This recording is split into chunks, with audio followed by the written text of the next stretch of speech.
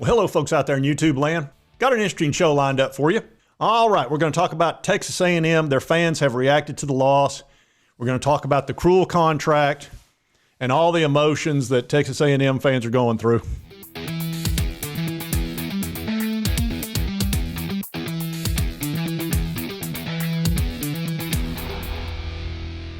Now, look, this is tough. Texas A&M's dealing with a lot right now. They're loaded with talent, but they can't seem to get across the finish line. And it's been going that way for 2 years now, and really multiple years prior to that, a lot of 8-4s. And it's frustrating them to no end. And they got a big contract, which we'll talk about more later. But it's a situation with Jimbo that's really it's not sitting well with folks. But I'm going to let you see some of the Texas A&M folks, and sort of a lot of it is, I don't know if it's anger as much as it is apathy. And they don't really know what to do about it at this point. They feel like they're kind of stuck. That's what I'm sort of getting from them.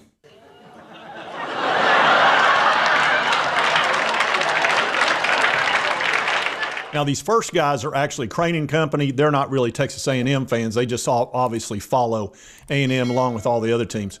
I'll get into two other guys that are Texas A&M guys, but I thought it'd be interesting to just kind of see more of a neutral view first, just to get an overview of everything. And this is what you're hearing from a lot of the more neutral YouTubers. Do you feel like you almost have to make a change if you're someone in charge at A&M, just because you are watching the same movie over and over again over a long period of time, and nothing seems to get it? You're not changing the way you lose. A&M loses almost the exact same way.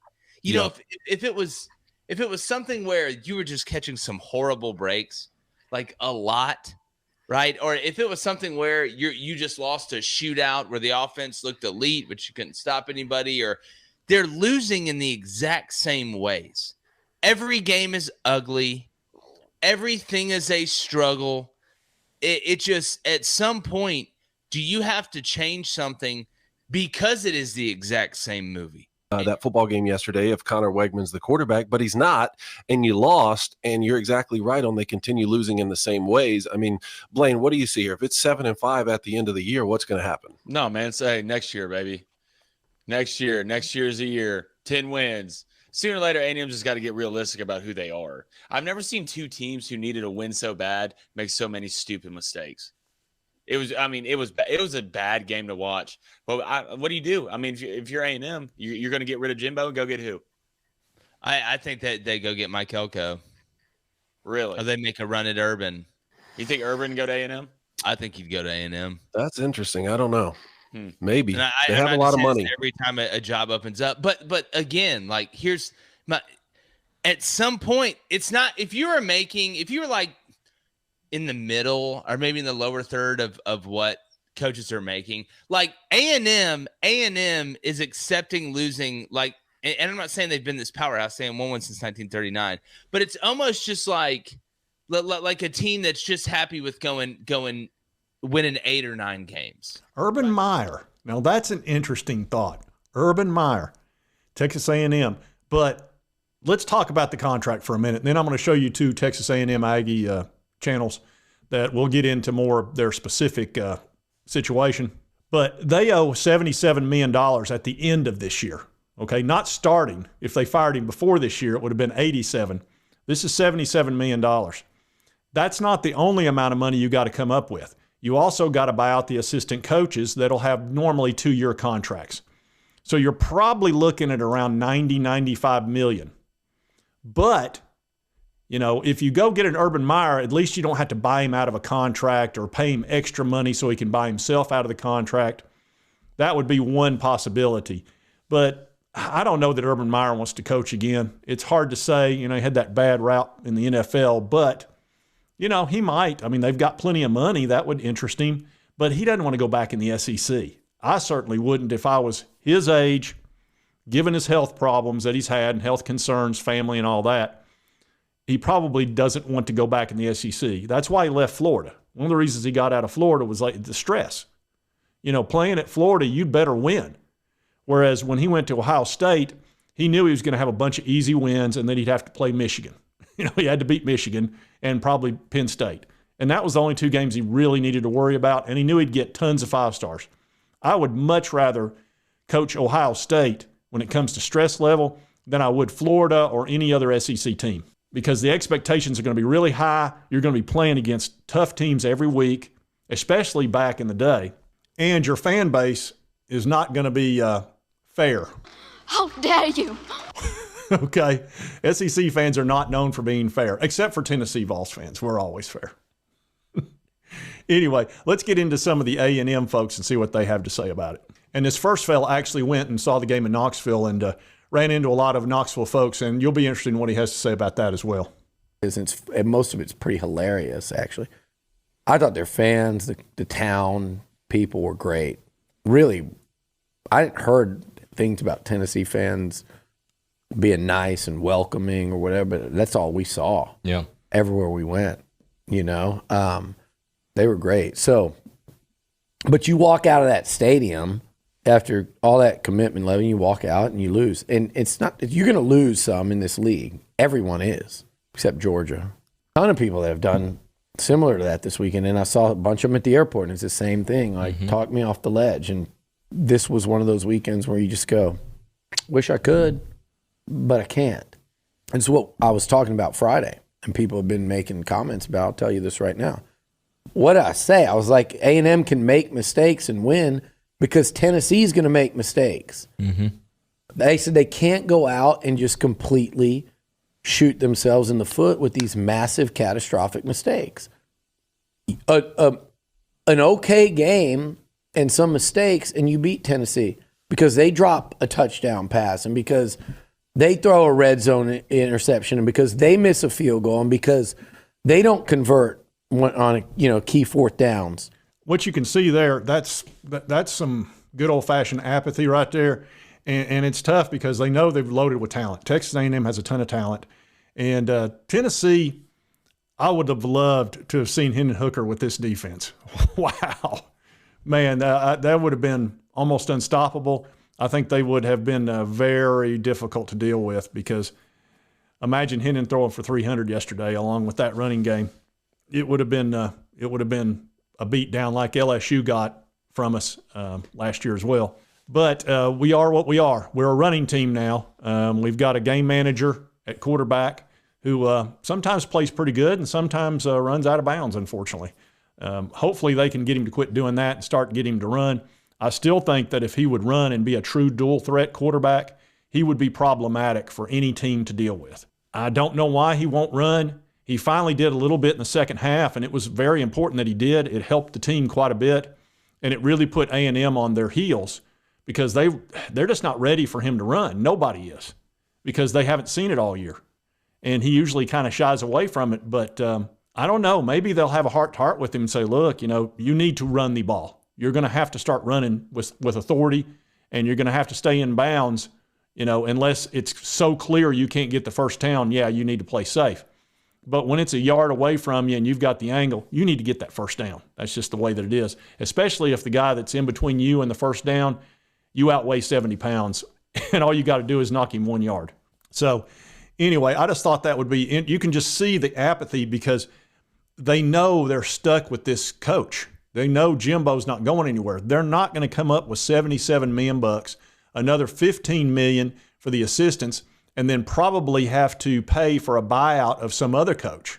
So I think they're going to have to stick with him. He does recruit really well. Now, part of that's they've got a ton of money down there, and they're willing to pay for players. But the one thing that could creak them is if the donors decide, you know what, I don't like this guy anymore. I'm going to quit ponying up for all these players, and we'll get rid of him that way. And then we'll have to suffer for another year, which would be 2024, 2025. Then the buyout's down around 50, which is still, look, you got to understand, there's never been a buyout anywhere close to $77 million. I think $20 million is the worst or biggest there's ever been, and I think that was Gus Malzahn. I don't think there's even been a 30 that I'm aware of, much less a 70 or a 77. Even next year it'll be 67, plus the assistants. So, I mean, we're talking about a huge swath of money. So let's listen to another Texas A&M channel, and this is a guy I featured once before. And these are actually, it's nice to see all these other channels because we usually don't play Texas A&M. So I was able to kind of, watch some other channels that I haven't never watched before. All frustrated. I mean, it's getting to a point where it's like, I try to be as positive as possible. I really do. But it's getting to a point where it's really, really hard to stay positive after these painful, tight losses to good football teams. Because, like I said, would I rather – now this is in playing devil's advocate here, but would I rather have just lost by 30 or been right in it? I mean, you definitely always want it to be a football game. I wouldn't have rather lost by 30, but the fact that back-to-back games you were in, you could argue you really should have won had some things gone your way, had you not made silly mistakes, and you lose both games. It's time to start having these difficult conversations. And heading into the bye week, I think that's what we're going to start doing here on Locked On Aggies is having these conversations. Hey, what's next for this football team? What's next for this football program? What direction does Texas A&M need to head in? How can you salvage this season? These are all the conversations that we're going to have this week at Locked On Aggies. Y'all, it's a painful one. I get it. I know it's Sunday. I hope y'all enjoy some football, enjoy some family time. Yeah, you can feel their pain. You really can.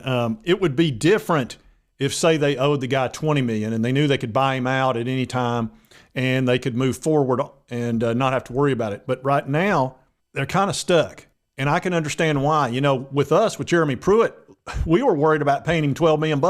They would be thrilled in Texas A&M if they only had to pay him $32 million, much less $77 million. Why in the world they extended him that much? And I know it was about LSU was, poking around a little bit to see if he'd be interested in being the LSU head coach. But that knee-jerk reaction that they had as if he'd won the national title for him or something, that was at FSU. That has not happened at Texas A&M. So it just – they're just in a world of hurt right there is what it boils down to. And I'm not making fun of them. I'm just not, because we were kind of in that with Pruitt, but at least we had a way to get out of it. We could either buy him out, and then, of course, we didn't know it was all the NCAA problems too, which became its own nightmare. It would have been a lot easier had we been able to just buy him out for the $12 million, which is what we got fined anyway. But once it was alerted to the chancellor and she got an email that said, hey, there's a ton of violations and here they are, she had no choice. And she did exactly the right thing and went to the NCAA and said, we're going to investigate it and we'll give you everything. And they did that. Got the evidence. Put the evidence in the car. But put the evidence in the car. So that kind of saved them long term from really getting a lot of stuff happening to them. But we did have a way out. We could get another coach. Now, I'm the first to tell you, I was not happy with Josh Heupel being hired. I was like, this is a lazy hire. The guy was from UCF, same as where our athletic director came from. I didn't know what a great athletic director we were getting. He's also excellent at basketball as well. And I think we'll be fine there long term. We've got a good coach right now, but at some point he'll retire. We'll get another great coach. We've got the correct athletic director. He gets it. So I'm not concerned with that. But as far as Josh Heupel is concerned, I couldn't be more pleased. Yeah, I know we're not the team we were last year when we wound up being 8-0 at one point. And Hendon Hooker was breaking records left and right. And Jalen Hyatt was having 5 touchdown passes against Alabama, which was unbelievable. But you know what? We're 5-1. The sky is not falling by any stretch. We've just won 2 tough games. We've got this real tough 4-game deal here where we had South Carolina, Texas A&M, Alabama at Tuscaloosa, and then Kentucky at Kentucky. That's 4 pretty tough games right there. We've won the first 2. And then we get Connecticut, and then we play Georgia, I believe. And then, of course, we got Vanderbilt. And so we've got 2 pretty easy wins there. That'll get us to 7 wins. And then it's a matter of winning at least 2 of the last 4, which will not be easy because you've got Alabama, Georgia again, and you got Missouri also, almost left them out, and Kentucky. But Missouri and Kentucky are at their home fields. So that's a very different animal than playing them in Neyland. We're 5-1, and we've won all 5 of our games at home. We're pretty tough at home. There's no place like home. It's tough away. Our one away game was Florida, and we kind of laid an egg. And I know we didn't have Cooper Mays, but still, you're talking about one player. And we got handled down there, which really stunk to the team that I disliked the most. Anyway, but at least we don't have a $77 million contract with a coach who just doesn't seem to be able to get it done and goes real conservative.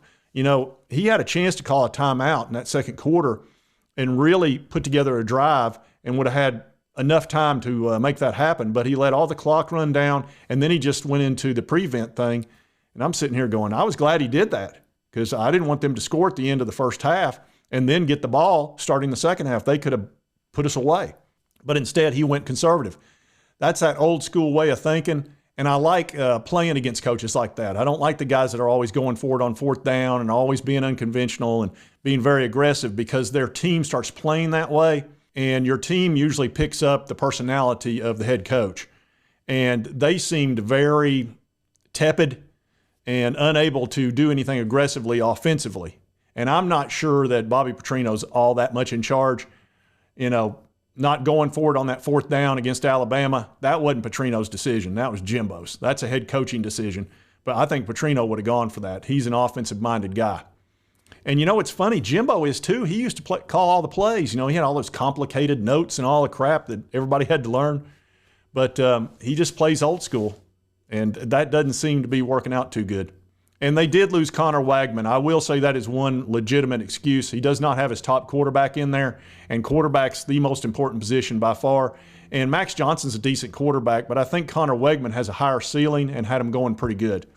So that is one reasonable excuse for why they're struggling.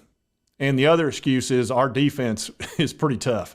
That front seven we've got is very difficult to deal with, and their offensive line wasn't ready for us.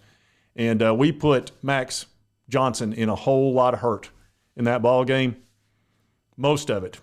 Oh, man, that is way too much pressure. And at this time, I do want to thank today's sponsor, that's Sevierville Golf Club. This is the golf course I play every week, and they have two actual golf courses here, the River and the Highlands, two terrific layouts. The course is always in great shape, and it's really fun to play out there. And the nice thing is, even when it's busy, it's not, because there's 36 holes, so they spread the players out really well. And they also have a terrific practice facility, so if you want to work on your game, you certainly can. And realize, you know, it's called a club, but it's open to the public, and it's really well located. It's right off Highway 66, super easy to get to. Super easy, barely an inconvenience. And it's very scenic, and it will definitely test you. And if you want something to eat, you can always pop into Mulligan's. They've got a great 19th hole, really friendly service. The folks that work out there are really nice. The Rangers are cool. So if you're on vacation, you're looking for a place to play in Sevierville, Pigeon Forge, or whatever, try out Sevierville Golf Club. Easy to get to and a lot of fun. And I think you'll have a really good time. Like I said, I play out there all the time. And the greens are always in really good shape. And if you miss any putts out there, man, that's on you, because they're always excellent. So be sure to check out Sevierville Golf Club next time you're in town, or if you're a local. All right, folks, I did want to cover Texas A&M fan reaction to the loss to the Vols and talk about that contract. It really is kind of a cruel contract. It's tough. I tell you, I know it's stressing them. You can just see it. They just feel like there's nothing they can do. They're just stuck. And you can sense the apathy. And they were trying to get excited when they started out 4-1, and then Alabama beat them. Now we've beat them. And those are tough losses. And they got a bye week, then they'll be playing South Carolina. I think they'll do okay against South Carolina and probably win that game, and that'll help them a little bit. But they're looking at 8-4, 7-5, something like that, which is kind of what Texas A&M does. And that's hard when you're paying a guy $10 million and you've got the number one recruiting class virtually, 3 of the last 5 years or whatever the crap it was. And they had that one epic recruiting class. So, they've got the money, but it's not happening for them, and they feel stuck. And if you like this content, be sure to hit that like button. Lets me know to continue to cover the Vols and all our opponents, the SEC, all that good stuff. If you've not subscribed, it's quite easy. Just hit this little button right here. Costs you nothing. Helps me out. And right over here is most recent video that YouTube thinks you'll enjoy based on your viewing history. And we'll see you next time on Sports Talk Jay.